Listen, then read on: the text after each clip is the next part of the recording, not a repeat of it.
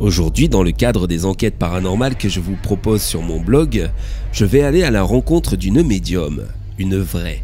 Elle s'appelle Clara Longo. Elle a une bonne trentaine d'années et elle exerce ce métier comme principale activité. Elle jouit d'une certaine réputation dans le milieu, notamment parce qu'elle a bossé entre autres sur le cas de la maison Chester, cette célèbre maison hantée de Berlin. Elle s'est spécialisée dans les cas de purification des lieux maudits, et son efficacité est reconnue parmi tous ses confrères.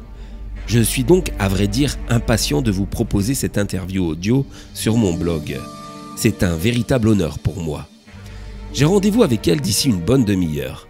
J'essaierai d'être le plus clair possible dans mes questions, mais je ne vous cache pas que je vais essayer d'obtenir des détails, des anecdotes croustillantes et flippantes, car c'est finalement ce que l'on attend d'une rencontre extraordinaire comme celle-ci.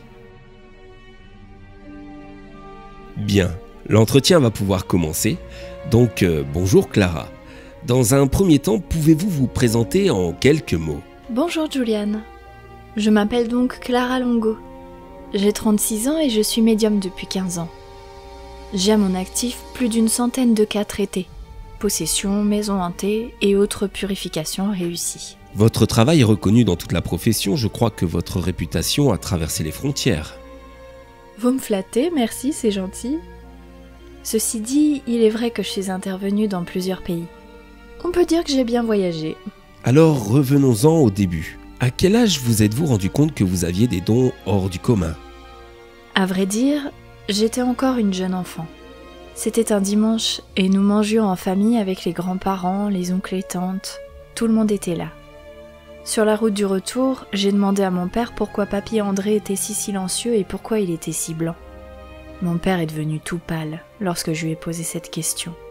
Il m'a dit que j'avais dû rêver, que papy André était monté au ciel 2 semaines auparavant, mais que comme je suis une enfant, il n'avait pas voulu me le dire. Pourtant, cet après-midi-là, je l'ai vu tout au long du repas, avec un air triste, à regarder les autres manger et discuter. C'était si étrange. Effectivement, ça n'a pas dû être facile, d'autant que je suppose que personne ne vous a cru, n'est-ce pas? C'est sûr qu'on a longtemps pensé que j'avais une drôle d'imagination morbide, mais que parfois ça arrive aux enfants qui refusent de voir partir leurs proches. Pourtant, 3 semaines après, nous nous sommes à nouveau retrouvés pour un dîner familial tous ensemble, au même endroit. Et comme la dernière fois, papy André était là. Je l'ai dit de suite à mon père, qui me gronda alors, me disant d'arrêter avec ça. Voyant ma triste mine, mon papy s'est alors approché de moi et m'a dit plusieurs choses à l'oreille. Quand il eut fini, je me levai sur ma chaise pour crier ce que venait de me dire mon papy décédé. C'était des détails, notamment sur l'argent qu'il leur avait laissé, mais aussi des détails sur comment, entre autres, mes tantes avaient dilapidé son héritage. Ça a jeté un froid dans toute l'assistance. Comment je pouvais savoir tout ça? Je leur dis alors que c'était papy André qui m'avait dit tout ça à l'oreille, à l'instant, accentuant le froid qui régnait dans la pièce. Dès lors, je fus regardée comme une pestiférée. Et mon père, ayant honte de moi, n'alla plus jamais en réunion familiale. Ah oui, c'est triste, dites donc. Ce don peut être une malédiction, vu sous cet angle. Ça peut l'être, oui. D'autant que nous sommes plus souvent confrontés à des entités mauvaises plutôt que bonnes. Ah bon? Tiens donc, et à votre avis, Clara, il y a une explication à cela? J'ai une supposition. Je pense que les bonnes âmes préfèrent se rendre dans les cieux plutôt que de errer sur terre. Et à contrario, les mauvaises âmes préfèrent sans nul doute rester à errer sur terre plutôt que d'aller en enfer, là où elles sont censées atterrir. Ce qui du coup explique qu'on est bien plus souvent confronté à des entités malsaines. En tout cas, une chose est sûre. Plus j'avance dans cette carrière, plus il y a de lieux emprunts au mal. Ça tient la route, votre théorie. Et ça a le don de faire peur aussi. Alors justement, racontez-moi donc votre plus grande peur jusqu'à ce jour. Difficile de répondre à cette question. J'ai plusieurs cas qui me viennent à l'esprit. Alors, pourquoi pas nous parler, par exemple, du cas Chester? C'est mon travail le plus connu, mais loin d'être le plus effrayant.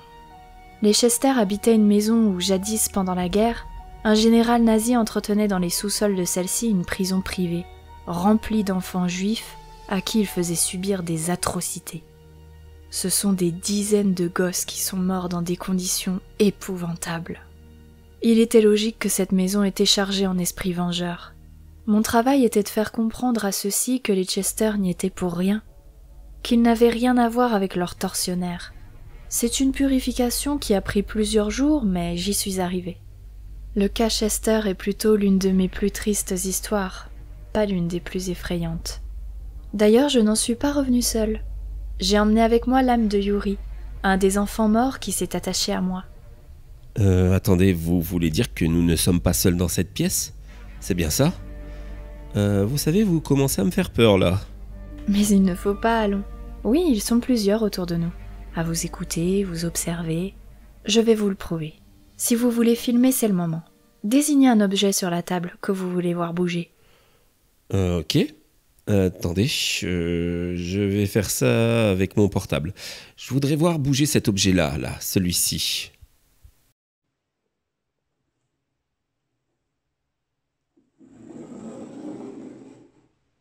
Waouh!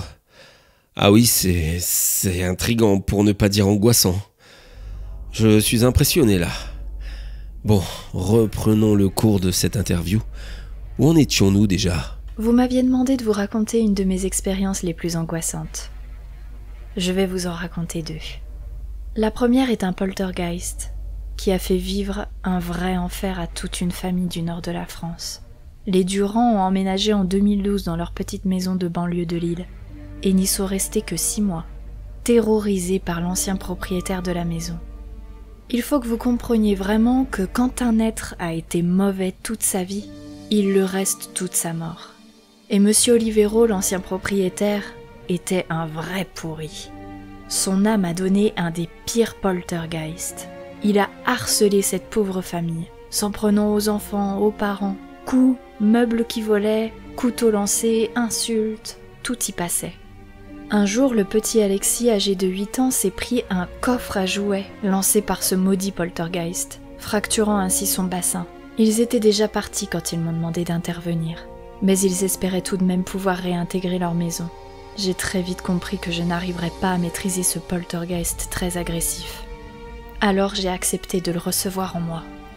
Ils adorent posséder les corps des humains. Ce que ce cher esprit n'avait pas compris, c'est que c'était une combine pour le retenir prisonnier dans mon corps. Je me suis ensuite rendue chez le père Paul, un ami prêtre exorciste, qui m'a libérée de lui et a purifié cette âme si mauvaise. Ah oui, effectivement, c'est impressionnant. Bien vu. Vous êtes donc obligé de trouver des subterfuges, d'être plus malin finalement que le malin, si je puis me permettre ce jeu de mots. C'est exactement ça. D'ailleurs, pour vous prouver à quel point celui-ci était mauvais, voici un enregistrement de ses insultes pendant l'exorcisme. Qu'est-ce que vous croyez donc? Que vous allez pouvoir me stopper, me faire partir d'ici? Pauvre petite médium des bacs à sable, vous ne pouvez rien contre mon pouvoir, vous ne pouvez rien contre ma force.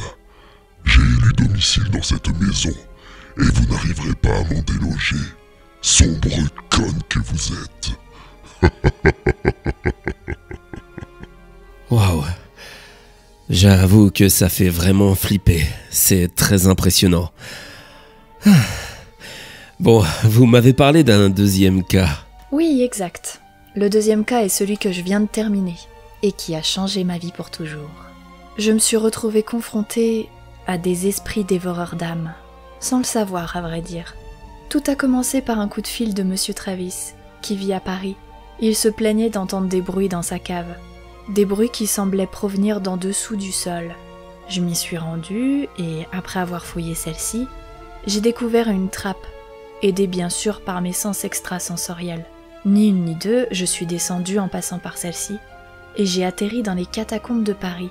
Cet endroit était glauque et sombre. L'accès y avait été fermé depuis si longtemps. Je m'éclairais à l'aide de mon portable, mais j'avoue que je n'y étais pas bien du tout. Je sentais une force maléfique, très puissante, et ils sont apparus devant moi. Des esprits aux allures de démons qu'on appelle les dévoreurs d'âmes. Ils se nourrissent des âmes humaines. et ingurgite celle-ci pendant 8 longs jours d'atroces souffrances pour celui qui sert de repas. Ils étaient affamés, mais, bizarrement, ils ne m'ont pas dévoré. Le plus grand des deux s'est adressé à moi, en m'expliquant que depuis que les humains avaient fermé cette partie des catacombes au public, ils trouvaient difficilement de la nourriture.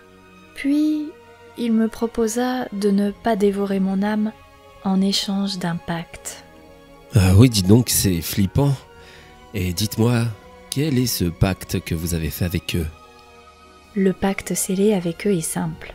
Je m'engage à les nourrir contre certains pouvoirs qui me permettent de devenir la meilleure des médiums. Et devinez qui va leur servir de repas aujourd'hui? Attendez, je crois comprendre. Vous n'avez pas fait ça?